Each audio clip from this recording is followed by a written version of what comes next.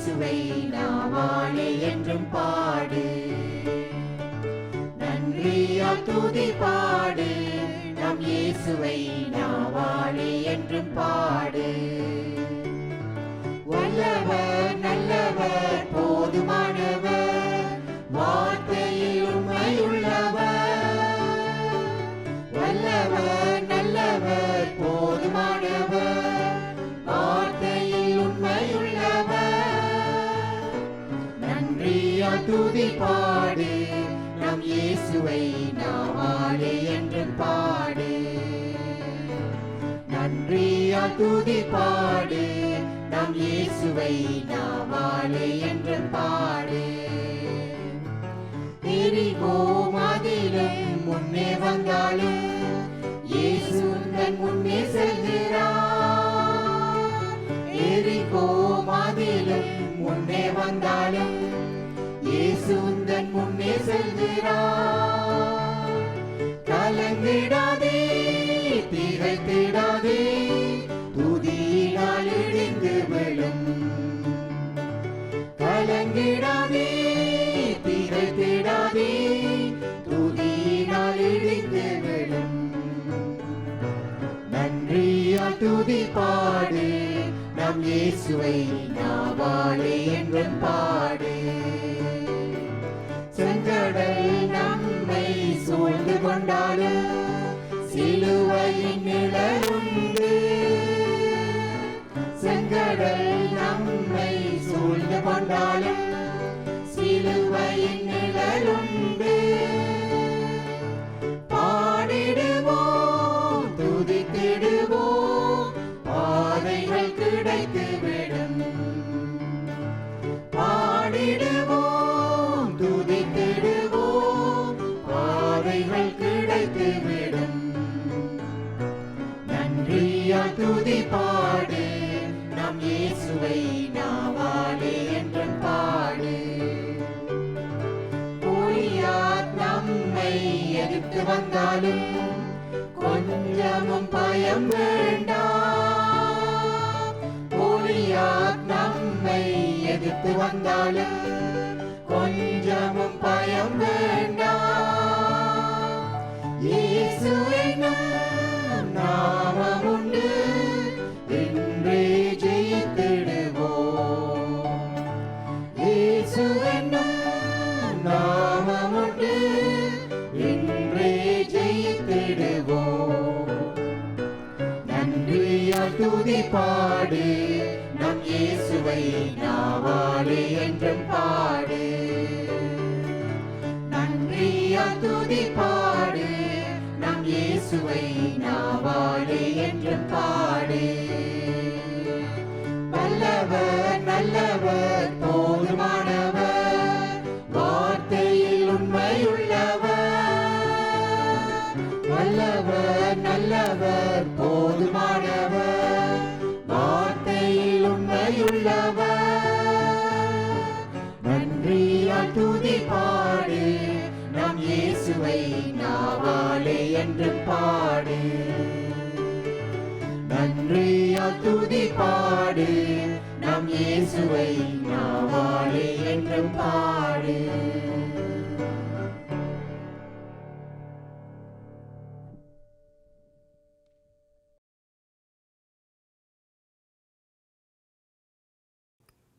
வேத பாடம் 1 ராஜாக்கள் 17ஆம் அதிகாரம் வசனங்கள் 7 முதல் 14 வரை. தேசத்தில் மழை பெய்யாதபடியினால் சில நாளுக்கு பின்பு அந்த ஆறு வற்றி போயிற்று. அப்பொழுது கர்த்தருடைய வார்த்தை அவனுக்கு உண்டாயிற்று. அவர், நீ எழுந்து சீதோனுக்கு அடுத்த சாரிபாத் ஊருக்கு போய் அங்கே தங்கியிரு. உன்னை பராமரிக்கும்படி அங்கே ஒரு விதவைக்கு கட்டளையிட்டேன் என்றார். அப்படியே அவன் எழுந்து சாரிபாத்துக்கு போனான். அந்த பட்டணத்தின் ஒளிமுக வாசலுக்கு அவன் வந்தபோது அங்கே ஒரு விதவை விறகு பொறுக்கிக் கொண்டிருந்தாள். அவன் அவளை பார்த்து கூப்பிட்டு, நான் குடிக்கிறதற்கு கொஞ்சம் தண்ணீர் ஒரு பாத்திரத்தில் எனக்கு கொண்டு வா என்றான். கொண்டு வர அவள் போகிறபோது அவன் அவளை நோக்கி கூப்பிட்டு, கொஞ்சம் அப்பமும் உன் கையிலே எனக்கு கொண்டு வா என்றான். அதற்கு அவள், பானையில் ஒரு பிடி மாவும் கலயத்தில் கொஞ்சம் எண்ணெயுமே அல்லாமல் என்னிடத்தில் ஒரு அடையும் இல்லையென்று உம்முடைய தேவனாகிய கர்த்தருடைய ஜீவனை கொண்டு சொல்லுகிறேன். இதோ நானும் என் குமாரனும் சாப்பிட்டு செத்து போக அதை எனக்கும் அவனுக்கும் ஆயத்தப்படுத்துகிறதற்கு 2 விறகுகள் பொறுக்குகிறேன் என்றாள். அப்பொழுது எலியா அவளை பார்த்து, பயப்படாதே, நீ போய் உன் வார்த்தையின்படி ஆயத்தப்படுத்து. ஆனாலும் முதல் அதிலே எனக்கு ஒரு சிறிய அடையை பண்ணி என்னிடத்தில் கொண்டு வா. பின்பு உனக்கும் உன் குமாரனுக்கும் பண்ணலாம். கர்த்தர் தேசத்தின் மேல் மழையை கட்டளையிடும் நாள் மட்டும் பானையில் மா செலவழிந்து போவதும் இல்லை, கலசத்தில் எண்ணெய் குறைந்து போவதும் இல்லை என்று இஸ்ரவேலின் தேவனாகிய கர்த்தர் சொல்லுகிறார் என்றான். ஆமேன்.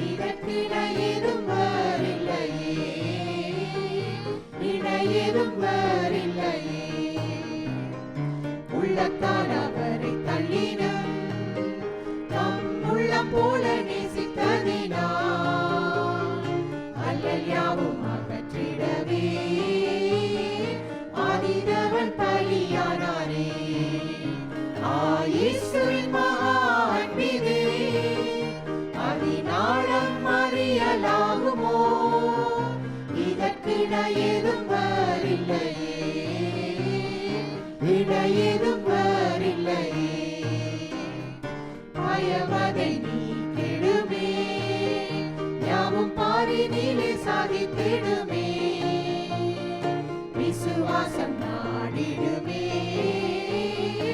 அன்பு ஒரு காலம் மொழியாதே.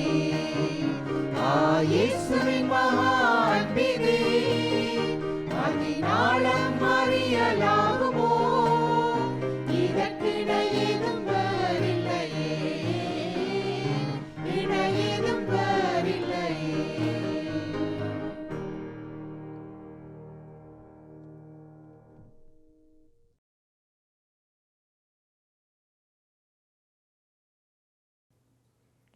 விண்ணமுதம் நிகழ்ச்சியை காண்பதற்காக தொலைக்காட்சியின் முன்னே உட்கார்ந்திருக்கின்ற உங்கள் ஒவ்வொருவரையும் ஆண்டவர் இயேசுவின் பெயரால் அன்போடு வரவேற்கிறேன். எங்கள் எல்லோருடைய வாழ்க்கையிலும் பெருந்தன்மை என்ற ஒரு சொல் பல சந்தர்ப்பங்களில் பயன்படுத்தப்பட்டிருக்கும். அவர் ஒரு பெருந்தன்மையான மனிதர், மற்றவர்களுக்கு எப்பொழுதும் உதவி செய்ய விரும்புபவர், மற்றவர்கள் தேவையோடு வந்தால் அவர் ஒருபோதும் இல்லை என்று சொன்னதில்லை.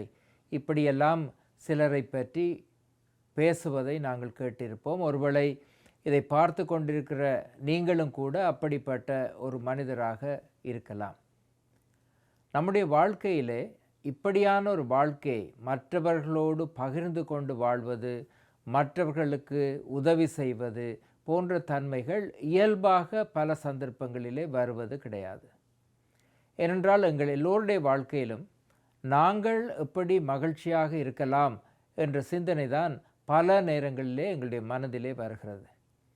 ஒருவேளை நாங்கள் கடைக்கு போனால், ஒரு மாலுக்கு போனால், அல்லது ஒரு சூப்பர் மார்க்கெட்டுக்கு போனால், அங்கு எங்களை சந்தோஷப்படுத்தக்கூடிய எத்தனையோ காரியங்கள் இருக்கிறது. ஒருவேளை நாங்கள் சமைப்பதற்காக வாங்குகிற மரக்கறிகள் இருக்கலாம், அது எல்லோருக்கும் பொதுவானது. அல்லது நாங்கள் பொதுவாக பயன்படுத்துகிற ஷாம்பூவாக இருக்கலாம், அல்லது பர்பஸை டூத்பேஸ்டாக இருக்கலாம். இது பொதுவான காரியங்கள் இருக்கிறது. ஆனால் உடைகளுடைய இடத்திற்கு போனால் அது எங்களுக்காக மட்டும். அல்லது சில நேரங்களிலே நாங்கள் காலணிகள் இருக்கின்ற இடத்திற்கு போனால் அது எங்களுக்காக மட்டும். இப்படி எங்களுக்காக மட்டும் இருக்கின்ற எத்தனையோ காரியங்கள் இருக்கிறது. அவற்றை பற்றியெல்லாம் விளம்பரங்கள் செய்யப்படுகிறது. தொலைக்காட்சியாக கூட இருக்கலாம். உங்களிடத்தில் இருக்கின்ற தொலைக்காட்சியின் அளவு போதாது. இதிலும் பார்க்க பெரிதான தொலைக்காட்சி இருந்தால் நீங்கள் அந்த தொலைக்காட்சியில் வருகின்ற நிகழ்ச்சிகளை நீங்கள் இன்னும் தெளிவாக பார்க்கலாம். ஆகவே பல வேளைகளிலே எங்களிடத்தில் இருக்கின்ற பல பொருட்கள், ஒரு வீட்டிலே நாங்கள் இருந்தால், வீட்டிலே பலர் இருந்தால், பலர் பயன்படுத்துகின்ற பொருட்களும் இருக்கிறது. ஒரு கதிரை எடுத்துக்கொண்டால் அது பலர் பயன்படுத்துகின்ற ஒரு பொருள். ஆனால் எங்கள் ஒவ்வொருடைய தனிப்பட்ட வாழ்க்கையிலும் எங்களுக்கு என்று சொல்லி சில காரியங்கள் இருக்கிறது. அந்த எங்களுக்கு என்று நாங்கள் நினைக்கின்ற காரியங்களை வாங்குவதற்கு வியாபாரிகள் எத்தனையோ யுக்திகளை கையாளுகிறார்கள். ஒரு மொபைல் ஃபோனாக இருக்கலாம், நான் ஓட்டிச் செல்லுகின்ற வாகனம் காராக இருக்கலாம். இப்படி எத்தனையோ காரியங்களை நாங்கள் வரிசைப்படுத்தி எழுதி கொண்டே போகலாம். இவையெல்லாம் என்னுடைய சந்தோஷத்திற்காக, என்னுடைய விருப்பத்திற்காக நான் வாங்குகின்ற பொருட்கள் பல இருக்கிறது. இவற்றின் மத்தியிலே தான் பெருந்தன்மை உள்ள வாழ்க்கையை பற்றி நாங்கள் பேச வந்திருக்கிறோம். மற்றவர்களுக்காக எங்களிடத்திலே இருப்பதை பகிர்ந்து கொடுக்க முடியுமா? அல்லது ஒரு தேவையில் இருக்கிற ஒருவர் தேவையில் இருக்கிறார் என்பதை நான் கவனித்து, நான் எனக்கு தேவையான ஒரு பொருளை வாங்காமல் விட்டுவிட்டு அப்படி வாங்குகின்ற பொருளுக்கு செலவிடுகின்ற பணத்தை பயன்படுத்தி இன்னொருவருக்கு உதவி செய்ய முடியுமா? அல்லது நான் ஏதோ ஒரு விஷயத்தை செய்தால் அது எனக்கு மகிழ்ச்சியை கொண்டு வரும், அந்த மகிழ்ச்சியை இழந்து போனாலும் பரவாயில்லை, இன்னொருவருக்கு நான் உதவி செய்ய வேண்டும் என்ற எண்ணத்தோடு இந்த உலகத்திலே வாழ முடியுமா? அப்படி வாழ்ந்த பலர் இருக்கிறார்கள். அவர்களை பற்றி சரித்திரத்தில் எத்தனையோ குறிப்புகள் இருக்கின்றன, அவற்றை பற்றி புத்தகங்கள் இருக்கின்றன. ஆனால் பல வேளைகளிலே அந்த சரித்திரத்திலே வாழ்ந்த மனிதர்களை பற்றி வாசிக்கிறோமே தவிர, ஏன் நான் அப்படி ஒரு மனிதனாக இருக்க வேண்டும் என்ற கேள்வியை நாங்கள் கேட்பது கிடையாது. இந்த செய்தியை கேட்டுக்கொண்டிருக்கிற போது எங்களுக்கு முன்னே வைக்கப்படுகின்ற ஒரு செய்தி இந்த பெருந்தன்மையான வாழ்க்கை, அல்லது இந்த உலகத்தில் நாம் வாழுகிற போது பொறுப்புள்ளவர்களாக வாழ வேண்டிய வாழ்க்கை. 1 ராஜாக்கள் 17வது அதிகாரத்திலே ஒரு கதையை, ஒரு சம்பவத்தை நாங்கள் இன்றைக்கு வேத பகுதியாக வாசிக்க கேட்டோம். சாரிபாத் என்று பெயர் கொண்ட ஒரு ஊர் இருந்தது. அந்த ஊரிலே பஞ்சம். மக்கள் எல்லோரும் சாப்பிட வழி இல்லாமல் பஞ்சத்தால் கஷ்டப்படுகின்ற சூழல். என்ன காரணத்தினால் பஞ்சம் வந்ததோ அந்த ஊரிலே பஞ்சம். சாப்பாட்டுக்கு வழி இல்லை. சாப்பாட்டுக்கு வழி இல்லாமல் பஞ்சம் இருப்பதென்றால் என்ன என்பது இதை கேட்கிற போது உங்களுக்கு ஒருவேளை தெரிந்திருக்கும். அந்த ஊரிலே ஒரு ஏழை விதவை இருக்கிறாள். அவளுக்கு ஒரு பிள்ளையும் இருக்கிறார். அந்த விதவையினுடைய வீட்டிலே கொஞ்ச மா இருக்கிறது, கொஞ்ச எண்ணெய் இருக்கிறது. அதற்கு பிறகு அவளுக்கு மா வாங்கவோ, பொருள் வாங்கவோ, உணவு வாங்கவோ அவளிடத்தில் எந்த வசதியும் இல்லை.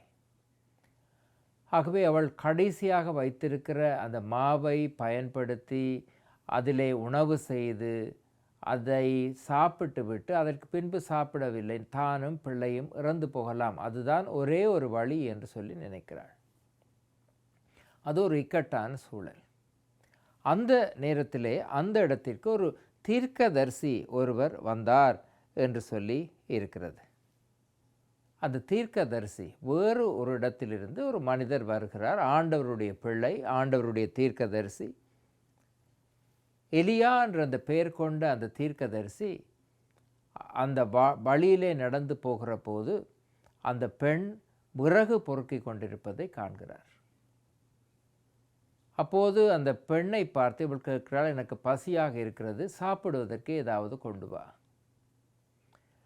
அப்போது அந்த பெண் சொல்லுகிறாள், ஐயா, நான் ஒரு ஏழை விதவை, என்னுடைய பிள்ளை இருக்கிறார், இந்த இடத்திலே ஊரிலே பஞ்சம் இருக்கிறது, நான் சாப்பிட்டு விட்டு பிள்ளையோடு இறந்து போகலாம், இதுதான் நாங்கள் சாப்பிடுகின்ற கடைசி சாப்பாடு, அந்த சாப்பாட்டை செய்வதற்காக, அடையை செய்வதற்காக நான் கொஞ்சம் விறகு பொறுக்குவதற்காக வந்தேன் என்று சொல்லி அந்த பெண் சொல்லுகிறாள். அவர் சொல்லுகிறார், எனக்கு சாப்பிடுவதற்கு கொண்டு வா. அந்த பெண் அந்த மனிதரிடத்தில் இருந்து ஏன் அவருக்கு இப்போது உணவு கொடுக்க முடியாது என்பதை பற்றி விளக்கம் கொடுத்திருக்கலாம். தங்களிடத்தில் இருக்கின்ற உணவு தங்களுக்கு சாப்பிடவே போதாது, அந்த சூழலில் நான் எப்படி இன்னொருவருக்கு உணவு கொடுக்க முடியும் என்பதை பற்றி வாதிட்டு இருக்கலாம். ஆனால் இந்த பகுதி 1 ராஜாக்கள் 17வது அதிகாரத்தை நாம் வாசித்து பார்த்தால் அந்த தீர்க்கதரிசி சொன்ன அந்த சம்பவத்தை, அந்த வேண்டுதலை கேட்டு அந்த பெண் வீட்டிற்கு போய் அந்த தீர்க்கதரிசிக்காக அவள் அடையை பண்ணி தன்னிடத்தில் இருந்த மாவையும் எண்ணெயையும் பயன்படுத்தி செய்து கொண்டு உணவு கொடுப்பதற்காக வந்தாள் என்று சொல்லி அந்த கதை ஒரு முடிவுக்கு வருகிறது. அவள் அப்படி செய்ததினாலே அந்த பஞ்ச காலம் முடியும் வரையும் அவளுடைய வீட்டில் இருந்த மாவு குறையவும் இல்லை, எண்ணெய் குறையவும் இல்லை என்று இந்த வேத பகுதி சொல்லுகிறது. ஆனால் அவளுக்கு தெரியாது மாவு குறையாமல் இருக்குமோ எண்ணெய் குறையாமல் இருக்குமோ என்பதெல்லாம் அவளுக்கு தெரியாது. கடவுள் அவளை ஆசீர்வதிக்கப் போகிறார், இப்படித்தான் நடக்கும் என்பதும் அந்த பெண்ணுக்கு தெரியாது. ஆனால் அந்த பெண்ணுக்கு தெரிந்ததெல்லாம், என்னிடத்திலே கொஞ்சமாக இருக்கிறது, கொஞ்சம் எண்ணெய் இருக்கிறது, நானும் என் பிள்ளையும் அதை சாப்பிட்டு விட்டு இறந்து போகிறோம். அந்த சூழலிலே அவள் பெருந்தன்மை உள்ள பெண்ணாக இருந்தாள். இதுதான் நாங்கள் இன்று எங்களை பார்த்து கேட்கின்ற கேள்வி, அல்லது நாங்கள் சிந்திக்க போகின்ற விடயம். நாம் இந்த நாட்டிலே வாழ்கின்ற போது எத்தனையோ வசதிகள் நமக்கு இருக்கின்றன. ஒருவேளை வேலையை நான் இழந்து போனால் கூட அரசாங்கத்திலிருந்து அதற்கு உதவி பணம் கிடைக்கிறது, அல்லது என்னுடைய வாழ்க்கை தரம் நான் வாழ வேண்டிய ஒரு சூழலில் பார்க்க அதிக சிறப்பான ஒரு வகையில் என்னுடைய வாழ்க்கை தரமும் இருக்கிறது. இப்படி ஒரு சூழலிலே நான் வாழுகிற போது நான் எவ்வளவு தூரம் தேவையிலே இருக்கிற ஒரு மனிதருக்கு உதவி செய்ய கடமைப்பட்டிருக்கிறேன் என்பதுதான் இந்த கதை நமக்கு சொல்லுகிற பகுதி. நான் என்னை பகிர்ந்து கொள்ள ஆயத்தமுள்ள மனிதராக இருக்கிறேனா? இதைத்தான் ஒருவேளை இயேசு சொல்லுகிறார், என்னை பின்பற்ற விரும்புகிற ஒருவன் தன்னைத்தானே வெறுத்து தன் சிலுவை எடுத்துக்கொண்டு தன்னை பின்பற்ற கடவன். என்னை பின்பற்ற விரும்புகிறவன் அல்லது எனக்கு சீடனாக விரும்புகிறவன் சிலுவை எடுத்துக்கொண்டு என்னை பின்பற்றி வரட்டும் என்று சொல்வது ஓரளவு புரிந்து கொள்ளலாம். ஆனால் அதற்கும் சிலுவை எடுத்துக்கொண்டு பின்னே போவதற்கும் இடையிலே ஒரு வசனம் வருகிறது, தன்னைத்தானே வெறுத்து. எப்படி இந்த உலகத்திலே நாம் வாழுகிற போது தாராள மனப்பான்மை கொண்ட மனிதர்களாக நம்மால் வாழ முடியும்? நம்மிடத்தில் இருக்கின்ற பணம் மற்றவர்களுக்கு உதவி செய்வதற்காக பயன்படுத்தப்பட முடியுமா? வைத்துக்கொள்வோம், என்னிடத்திலே 20 ஷர்ட் இருக்கிறது, எனக்கு 20 தேவையில்லை, நான் 15ஓடு நிற்பாட்டி விடுவோம் என்ற ஒரு தீர்மானம் என்னால் எடுக்க முடியுமா? அல்லது என்னிடத்தில் இருக்கின்ற ஒரு மொபைல் ஃபோன் இருக்கிறது, அந்த மொபைல் ஃபோன் நன்றாக வேலை செய்கிறது, அதை நான் மாற்றாமல் வைத்து புதியதொரு ஃபோனுக்கு அதிக பணம் கொடுக்காமல் இருக்க முடியும் என்ற சிந்தனை நமக்கு வர முடியுமா? எத்தனையோ பேர் தேவைகளில் இருப்பவர்களை நாங்கள் நாளாந்தம் காண்கிறோம், தொலைக்காட்சியில் வாயிலாக காண்கிறோம், அல்லது யூடியூப் வாயிலாக காண்கிறோம், ஃபேஸ்புக் வாயிலாக காண்கிறோம்.